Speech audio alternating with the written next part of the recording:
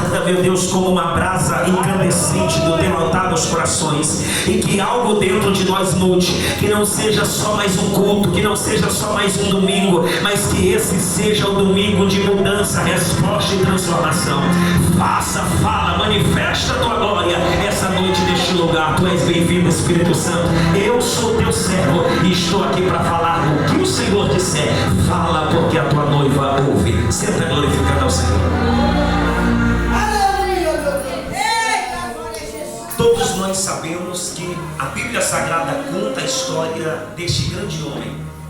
A Bíblia Sagrada diz que no tempo da igreja primitiva, eles estavam pregando o Evangelho, mesmo diante de perseguições, açoites e diante de prisões. Eles não deixaram de pregar o Evangelho e nem mesmo de falar de Jesus. A Bíblia Sagrada diz que por mais de uma vez, o presidente da igreja primitiva, que era Pedro, foi preso, e a Bíblia Sagrada diz que milagrosamente ele foi liberto dos cárceres para pregar a palavra de Deus. Mas não porque ele era bom, mas porque a Bíblia diz que a igreja fazia contínua oração pela vida de Pedro. Enquanto a igreja orava, pastora, o céu se movimentava. Enquanto a igreja orava, Deus enviava seu anjo e dizia: vai, porque a obra ainda tem eu para fazer na tua vida. A Bíblia Sagrada diz que quando a igreja estava de joelhos dobrados, a Bíblia Sagrada diz que pela madrugada o anjo entra dentro da prisão e liberta Pedro, abrindo aos cadeados, correntes, trancas e portões, para que Pedro pudesse voltar para a ativa. A Bíblia Sagrada diz em Atos capítulo 7 que os sacerdotes, fariseus, saduceus e todos os grupos que haviam naquela época diziam para Pedro: cale a boca e pare de falar de Jesus. A Bíblia Sagrada diz que por muitas vezes eles tentaram interromper a fala de Pedro, porque eles não acreditavam que Jesus era o Filho de Deus ou o Filho da promessa. A Bíblia Sagrada diz que eles acreditavam nos costumes de Moisés, que era segundo a lei que foi dada por Deus a Moisés. A Bíblia Sagrada diz que eles adoravam no templo, mas ele idolatrava o templo. Mas a Bíblia Sagrada diz que Deus vai levantar um homem. Ele não era pastor, não tinha um cargo eclesiástico muito grande, ele não fazia parte dos 12 que andou com Jesus, ele não era um dos apóstolos como Pedro, Tiago, João, ele não era Tomé, ele não era Judas Zelote, Judas Iscariote, Judas Tadeu, não. Ele era um homem simples, diácono, alguém que pouca pessoa critica e diz: diácono não vale de nada. Eu aprendo aqui que não é a unção de ministerial que faz você ser usado por Deus, é a unção que vem do alto que faz a diferença na tua vida. É melhor ser um irmão de banco, mas cheio da unção, do que ser um pastor vazio de Deus. É melhor ser um pastor, é melhor ser um obreiro, cooperador, diácono, que tem temor a Deus, que é cheio do Espírito Santo, do que ser um apóstolo que só pensa em dinheiro, em fama, em credibilidade e não faz a obra de Deus. Deus levanta um diácono chamado Estevão, e a Bíblia Sagrada diz que havia muita dissensão e briga entre os judeus e entre os romanos, porque a Bíblia Sagrada diz que eles criticavam todos aqueles que estavam ali, porque a igreja estava crescendo. E a Bíblia Sagrada diz que os gregos começaram a arrumar contenda contra os hebreus, e a dizer para Pedro: olha, os hebreus estão nos desprezando, porque nós somos gregos e as nossas viúvas não estão sendo alimentadas pelos diáconos. Olha, a função está muito grande, e não havia, pastora, naquele dia oportunidade para os apóstolos conseguirem fazer a obra sozinho. É por isso que eu aprendo que sempre quem quiser fazer a obra vai ter um lugar. Tem gente que quer pregar sozinho, cantar sozinho, evangelizar sozinho, falar sozinho. Não, a obra de Deus é grande e tem espaço para todo mundo trabalhar. Deixa vir o cooperador, deixa vir o pastor. A obra de Deus, e se ela é de Deus, tem que haver oportunidade para o próximo crescer dentro dela. A obra era grande e só Pedro e João não conseguiam administrar a obra. Eu preciso dizer para você que só uma andorinha não faz verão só.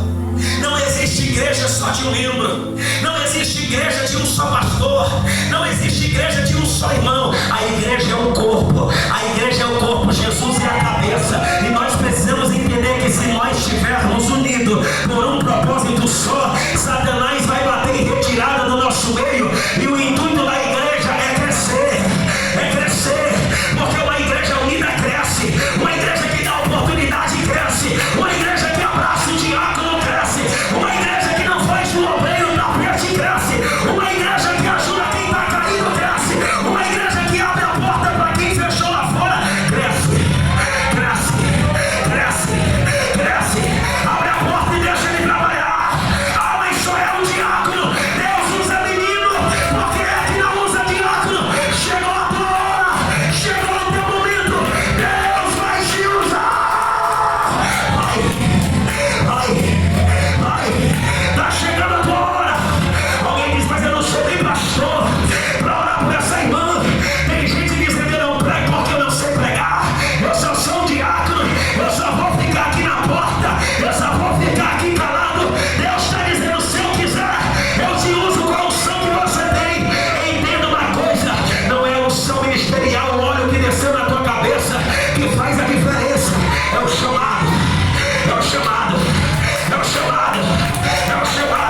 Pastor, não é pelo meu dinheiro, não. Tem pastor ungindo obreiro porque tem dinheiro, porque tem nome, porque tem condição. Mas é um prostituto, vagabundo, arrogante, infiel. Ei, Deus não vai levantar uma raça de crente ruim. Deus vai levantar crente que sejam diáconos, mas que tenham alegria em ser diácono. E diz, eu tenho prazer de ser diácono, porque é o que faz a diferença. Não é se eu sou pastor, se eu sou diácono. O que faz a diferença é porque eu sou cheio do Espírito Santo.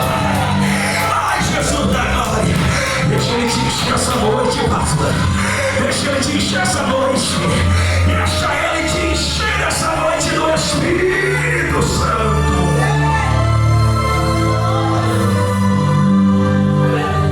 Aí a Bíblia diz que por causa das dissensões entre os gregos e os hebreus, eles chamaram o pastor da igreja primitiva e disseram, Pedro, as nossas viúvas estão sendo desprezadas.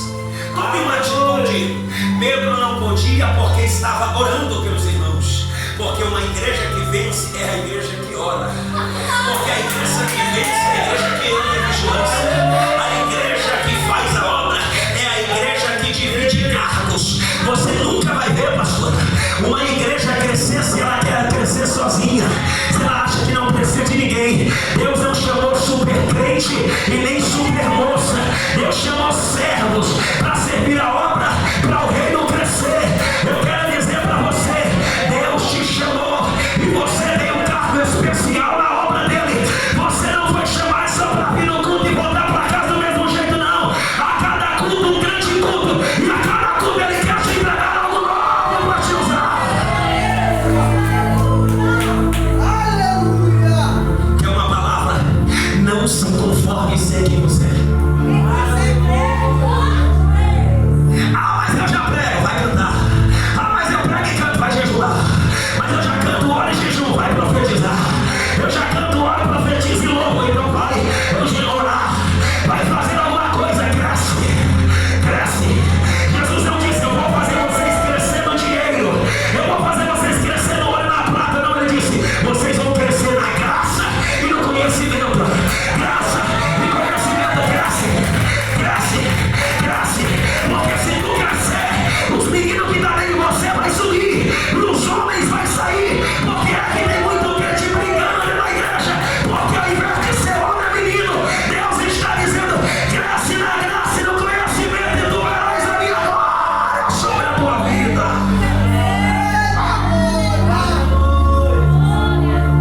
Tem gente que quer crescer no tamanho, tem gente que quer crescer na posição, tem gente que quer crescer na aparência. E Deus está dizendo, vale mais crescer na graça e no conhecimento do que crescer com dinheiro. Porque o dinheiro da prata, o ferrugem consome, o ladrão rouba, mas a graça ninguém tira, a graça ninguém rouba, a graça ninguém tira, a graça ninguém rouba. Havia um homem chamado Simão, um encantador, que se encontrou com Filipe, e quando viu Filipe na cidade pregando e fazendo a obra, pastor, a Bíblia Sagrada diz que ele olhou para Filipe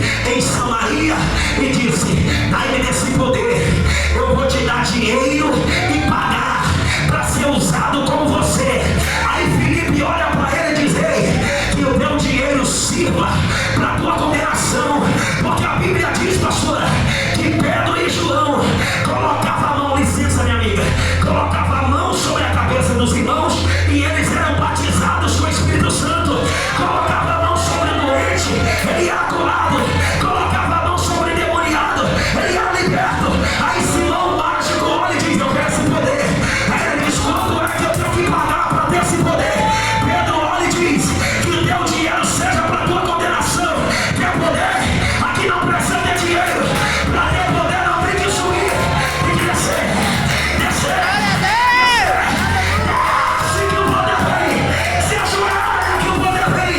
Ora que o poder vem. Tem poder essa noite para a tua vida.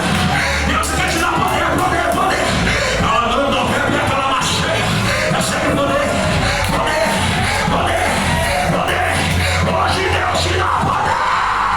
O mesmo poder que ele deu em Lucas 19. Eis que mudou o poder para pisar serpentes e escorpião, e nem a força do maligno terá dano algum sobre vós. O diabo sem vergonha vai bater em retirada, porque hoje Deus te dá poder.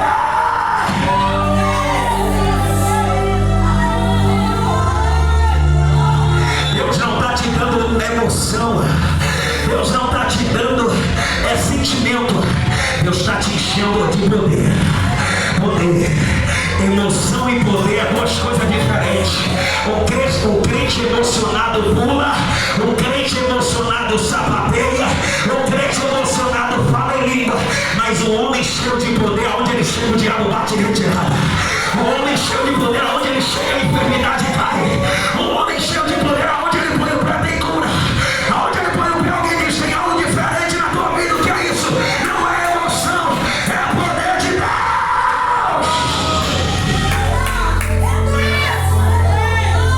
Quer fazer a obra, receba poder. Vou falar um pouco sobre poder. A Bíblia Sagrada diz que os discípulos andaram com Jesus 3 anos e meio, mas ainda não tinham recebido o poder. Pedro, Tiago e João viram Jesus se transfigurando, mas ainda não tinham recebido o poder. Pedro, Tiago e João tinham visto Jesus curar a filha de Jairo, mas ainda não tinha recebido o poder. Sabe por quê? Sabe por quê? Porque para se receber poder, precisa-se ele ver confiança em você. Nenhum chefe dá poder para um funcionário se ele não é de confiança, se ele não é um bom funcionário. Quer receber poder? Deixa ele confiar em você, deixa ele te ver sendo fiel. Tem gente que diz: eu quero ser usado por Deus, mas Deus ainda viu que dentro de você tem algo que não é confiável. Foi o que ele disse para a mãe daqueles 2 filhos de Zebedeu que chegaram dizendo: Senhor, quando o Senhor chegar no céu, permita que um dos meus filhos se assente na direita e o outro na esquerda. Aí Jesus olha para ele e diz: por acaso eles irão beber do cálice que eu vou beber? Aí a Bíblia Sagrada diz que elas olham e dizem: não sei. Aí a Bíblia Sagrada diz que ela continua insistindo, dizendo: mestre, deixa um sentar à direita e o outro à esquerda. Aí Jesus olha e diz: mulher, isso não cabe a mim, mas cabe o meu Pai decifrar o que está dentro do coração do homem. Sabe por quê? Porque tem gente que é como Eliabe e Davi. Eliabe tem aparência, do Samuel ele já é o rei, mas Deus está dizendo: a aparência é até boa, mas o coração é um sepulcro encalhado. A aparência é até boa, convence qualquer um, alegra qualquer um, mas o coração ainda é mau. Ei, Samuel, você vê a aparência, eu, Deus, vejo o que está dentro do coração. Eu não tenho esse para ser rei. É um menino, tem 17 anos, tem algumas sarnas no rosto, o cabelo é ruivo, desprezado pela família, mas é ele que eu escolhi, porque dentro do coração dele a sinceridade, a fidelidade, a amor pela minha obra. Amor, se Deus hoje olhar a pastora do céu e ver um coração cheio de amor pelas coisas dele, é esse que ele vai dar poder para fazer a obra. Olha aqui comigo, sabe por que é que Jesus não chega diante dos 12 pastores e já chega dando poder? Porque Jesus precisava experimentá-los para saber quem era. Imagina se Jesus dá poder para um traidor chamado Judas, ele ia querer matar todo mundo com o poder que tinha, porque traidor não é digno de poder. Jesus primeiro precisou tirar do meio dos 12 o traidor. Jesus primeiro precisou tirar o primeiro filho do diabo, diz a Bíblia.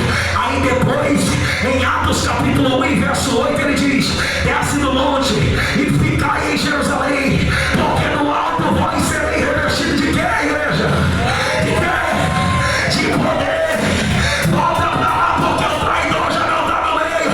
Deus está aí dizendo: eu vou até te encher, mas quando eu tirar da tua vida o que não presta, eu vou te dar poder. Poder, poder, poder, poder. Ô José, eu até vou te dar poder, mas deixa eu tirar do meio de quem quer te matar. Não é na tua casa, não é no meio da tua família, é lá no Egito que vou te dar poder. Tu não vai ser escravo, rapaz, vai ser governador, governador, governador, governador, governador. É poder, é poder. Hoje é Jefité, os teus irmãos dizem que tu é filho de prostituta, tu não merece receber a herança. Ei, Jefité, vão te humilhar, vão te expulsar de casa, mas depois lá em Toque vão te ver andando com pessoas que não prestam. Quem são eles? Os levianos. Mas Jefité, há uma promessa na tua vida. Não é porque a tua mãe tentou manchar a tua imagem e ela era uma prostituta que tu é um prostituto. Jefité, eu tenho uma chamada na tua vida. Vou mandar te chamar. E quando os homens maus, o exército inimigo, vem para Israel, quem é que ele chama, pastora? É Jefité. Ei, diz para os anciãos chamar Jefité, porque ele é valente, ele é corajoso. Aí Jefité olha e diz: eu até volto, mas tem uma condição. Eu até volto, mas tem agora algo. Calma, eu não vou como calma agora, eu só vou se eu for cabeça. Eu não vou como escravo, eu vou como príncipe. Qual é a condição, Jefité? Eu serei chefe do exército e honrado. Aí eles olham e dizem: amor, pode voltar, porque Deus é contigo e você será príncipe. É isso que Deus quer dizer. Quem queria ver a tua morte e o teu fim, vai mandar te chamar de novo.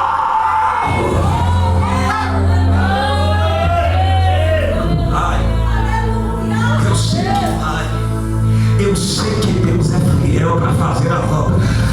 Eu sei que Deus é fiel para ungir. Pode acordar, minha filha. Estamos no culto.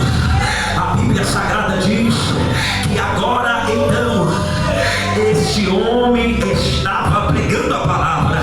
Estevão foi separado entre Nicanor e outros 7 diáconos para poder fazer a obra. Aí a Bíblia Sagrada diz que chamaram 7 homens de boa reputação e que fossem cheios do Espírito Santo. Tem gente esperando ser ungido para ser cheio, não. Estevão já era cheio quando foi chamado. É Deus querendo dizer: quer ser cheio só quando é ungido? Quer ser cheio só quando prega? Não, já tem que ser cheio antes, porque se eu achar alguém cheio, eu vou usar. Eu vou usar. A Bíblia diz que ele já era cheio do Espírito Santo, foi por isso que separaram ele. Aí a Bíblia Sagrada diz que havia alguns grupos chamados os alexandrinos, chamados os libertos, chamados os sirineus.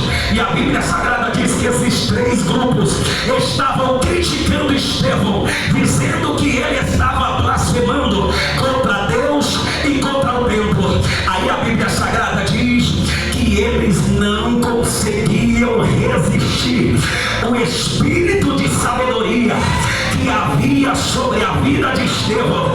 É Deus querendo dizer: para de arrumar confusão, porque quem vai te encher sou eu. Para de arrumar confusão, porque é o meu espírito que vai calar os teus adversários. Estevão não precisou pegar facão, arma e dizer: vem pra briga, não. O espírito que estava na vida dele calou a boca de todo mundo, porque quem fala por você é o Espírito. É o Espírito, é o Espírito. A Bíblia Sagrada diz que então, por não resistirem à sabedoria de Deus e do Espírito que havia sobre a vida de Estevão, o que é que fizeram? Vamos inventar mentira contra a vida dele. Vamos inventar calúnia. Eu vim essa noite dizer que Deus nos livre de toda língua caluniadora, que Deus nos livre de toda língua ferina, que Deus nos livre de toda língua que vem como laço de morte para tentar prejudicar. Eu estou todo arrepiado. Que Deus nos livre de toda língua que declara mentira para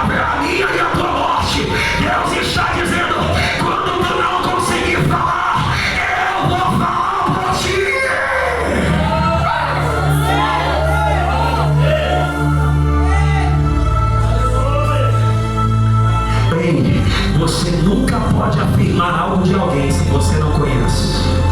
Não entre em conversa furada. Para de estar ouvindo crente que vem para a igreja para ver a roupa das irmãs, que vem para criticar quem caiu, quem pecou, quem fumou, quem cheirou, quem prostituiu, quem adulterou, quem falou mal da pastora, quem foi ungido, quem está de pé, quem caiu. Ei, sai de perto desse tipo de pessoa, porque não te convém. Sai de perto, porque Deus não aceita dissensão dentro da sua casa. A Bíblia Sagrada diz que se levantaram e disseram: já que a gente não consegue calar o poder que há sobre a vida dele, vamos inventar uma mentira. Mas eu vim essa noite dizer: nenhuma mentira irá prevalecer contra a verdade de Deus. O diabo pode até tentar fingir que a mentira é verdade, mas Deus está dizendo: a mentira tem um espaço de tempo para poder estar prevalecendo, porque quando eu chegar com a minha verdade, eu vou te justificar. Deus está querendo dizer: a mentira pode até vir, mas ela vem e eu vou combater ela para mostrar que sou Deus na tua vida. Deus essa noite está querendo dizer: se levantaram contra Estevão, caluniaram ele e disseram: vamos mentir contra ele, dizer que ele está blasfemando contra Moisés e contra as leis de Deus e contra esse templo. Sabe o que é isso? Quem te persegue nunca foi crente. Quem te persegue é religioso. Quem te persegue é quem não consegue ter a porção do Espírito que é sobre a tua vida. Quando tu vê alguém que não vai com a tua cara, quer te matar e quer fazer a tua cova, é porque tem inveja da unção que é sobre a tua vida. Porque quando não conseguiram calar Estevão, disseram: vamos fazer mentira, vamos fazer fofoca. Mas a Bíblia Sagrada diz que pegaram ele e levaram diante do sinédrio e disseram: este homem está inventando mentiras, blasfemando contra Deus e contra o templo e contra Moisés. Aí a Bíblia